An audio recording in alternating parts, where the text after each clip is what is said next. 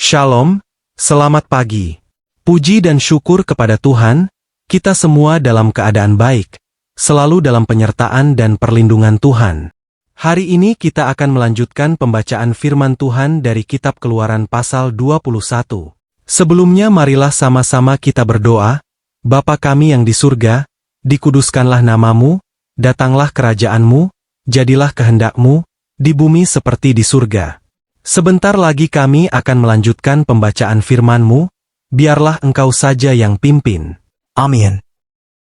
Keluaran 21, tentang hak budak Ibrani, inilah peraturan-peraturan yang harus kau bawa ke depan mereka.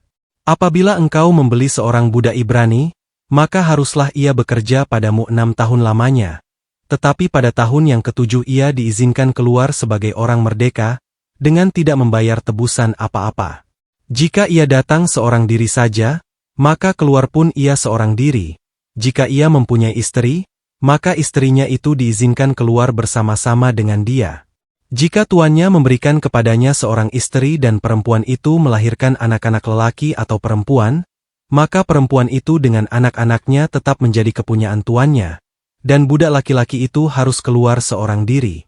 Tetapi jika budak itu dengan sungguh-sungguh berkata, "Aku cinta kepada tuanku, kepada istriku dan kepada anak-anakku, aku tidak mau keluar sebagai orang merdeka," maka haruslah tuannya itu membawanya menghadap Allah, lalu membawanya ke pintu atau ke tiang pintu, dan tuannya itu menusuk telinganya dengan penusuk, dan budak itu bekerja pada tuannya untuk seumur hidup.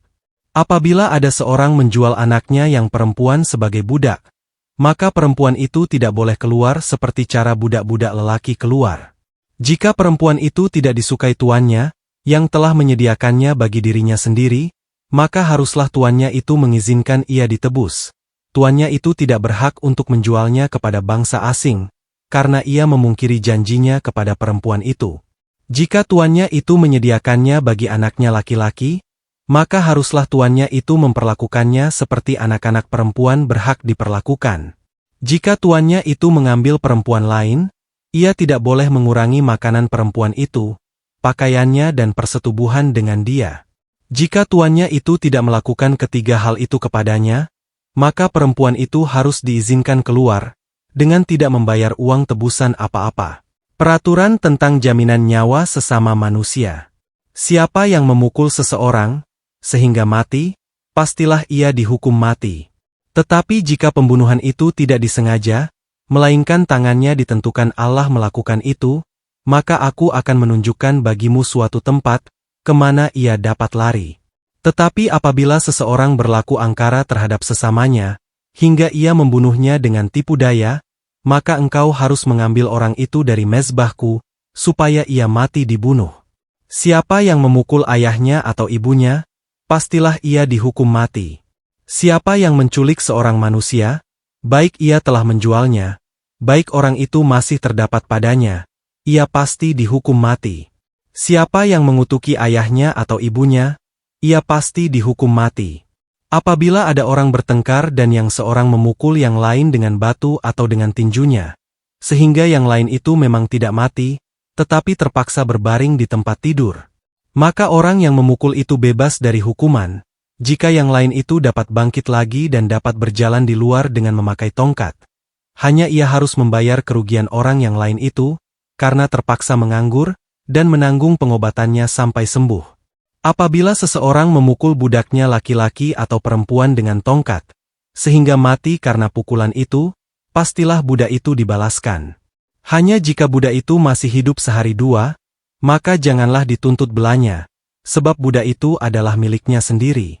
Apabila ada orang berkelahi dan seorang dari mereka tertumbuk kepada seorang perempuan yang sedang mengandung, sehingga keguguran kandungan, tetapi tidak mendapat kecelakaan yang membawa maut, maka pastilah ia didenda sebanyak yang dikenakan oleh suami perempuan itu kepadanya, dan ia harus membayarnya menurut putusan hakim. Tetapi jika perempuan itu mendapat kecelakaan yang membawa maut, maka engkau harus memberikan nyawa ganti nyawa. Mata ganti mata, gigi ganti gigi, tangan ganti tangan, kaki ganti kaki. Lecur ganti lecur, luka ganti luka, bengkak ganti bengkak.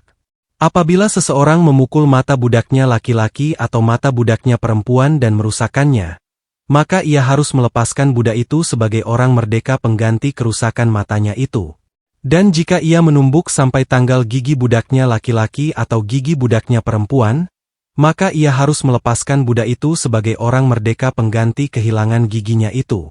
Apabila seekor lembu menanduk seorang laki-laki atau perempuan, sehingga mati, maka pastilah lembu itu dilempari mati dengan batu dan dagingnya tidak boleh dimakan. Tetapi pemilik lembu itu bebas dari hukuman.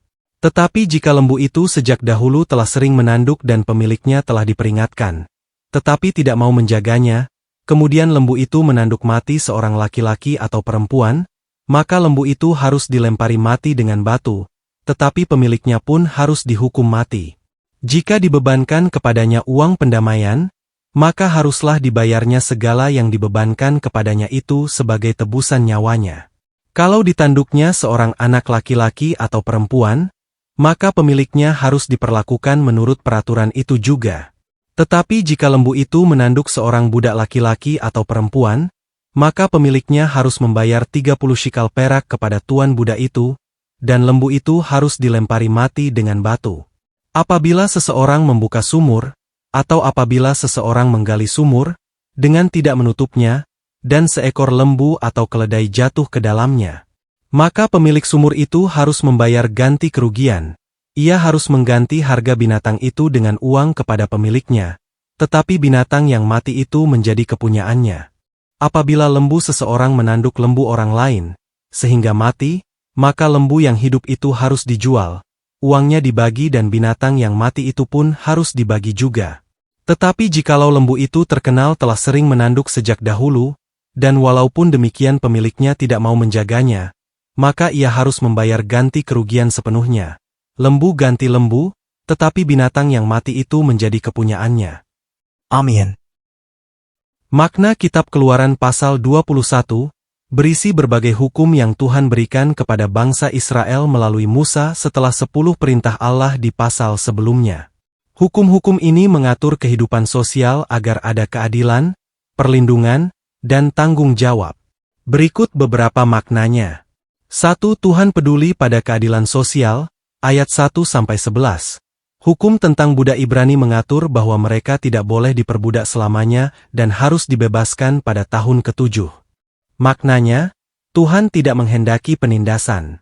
Bahkan dalam sistem sosial saat itu, Tuhan tetap memberi batas dan perlindungan bagi yang lemah. 2. Hidup manusia sangat berharga, ayat 12-17. Hukum tentang pembunuhan, kekerasan terhadap orang tua, dan penculikan diberi hukuman berat. Maknanya, Tuhan menghargai kehidupan manusia dan menuntut manusia saling menghormati. 3. Keadilan harus setimpal, ayat 18-27. Ada prinsip terkenal, mata ganti mata, gigi ganti gigi. Maknanya, hukuman harus adil dan seimbang, tidak berlebihan, dan tidak didorong oleh balas dendam yang berlebihan. 4. Tanggung jawab atas kerugian orang lain, ayat 28-36. Contohnya hukum tentang lembu yang menanduk orang atau hewan orang lain. Maknanya, setiap orang bertanggung jawab atas tindakan dan kelalaiannya yang merugikan orang lain. 5. Tuhan menginginkan masyarakat yang tertib dan adil. Semua hukum ini menunjukkan bahwa Tuhan tidak hanya peduli ibadah, tetapi juga kehidupan sehari-hari. Maknanya, iman kepada Tuhan harus tercermin dalam cara kita memperlakukan orang lain.